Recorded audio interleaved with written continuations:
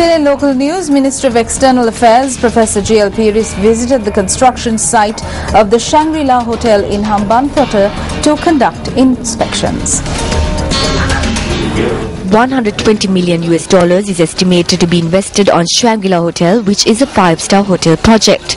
Parliamentarian Namal Rajapaksa also took part in these inspections.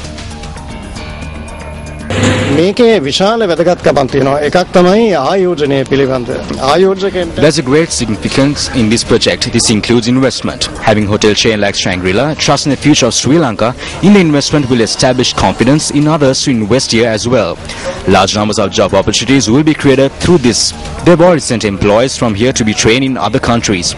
Although the raw materials that will be used by the hotel are from this area, that is why this is an important venture. සියලුම හේතු නිසා මේක ඉතාමත් වැදගත් ව්‍යාපෘතියක් වෙනවා.